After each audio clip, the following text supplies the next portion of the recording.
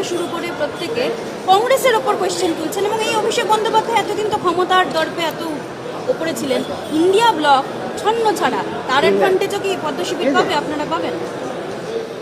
শুধু অ্যাডভান্টেজ পাওয়ার জন্য রাজনীতি বিজেপি কোনোদিন করেনি। অ্যাডভান্টেজ পাওয়ার রাজনীতি যদি বিজেপি করত তাহলে 60-এর দশকে করতে পারতো, 70-এর দশকে করতে পারতো, 80-র দশকে করতে পারত। আমাদের নির্দিষ্ট মতাদর্শ, কর্মসূচি এবং আমাদের অবস্থান ভারতবর্ষের মানুষের জানা, এবং তার উপরই ভিত্তি করে আমরা রাজনীতি করেছি। এখন তৃণমূল কংগ্রেস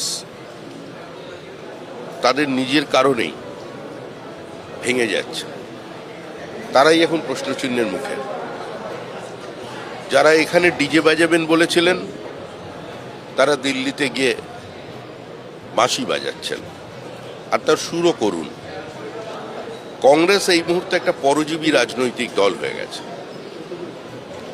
ভারতবর্ষের মতো একটা বিরাট গণতান্ত্রিক দেশে, পৃথিবীর বৃহত্তম গণতন্ত্র, মাদার অফ দ্য ডেমোক্রেসি, সেখানে কোনো বিরোধী দল নেই, বিরোধী শক্তি নেই। এটা খুব একটা সুখকর নয়। আমরা চাই একটা সংযত, সংবেদনশীল, দায়িত্বজ্ঞান সম্পন্ন বিরোধী শক্তি ভারতবর্ষে থাকুক, যেটার এখন অভাব দেখা যাচ্ছে।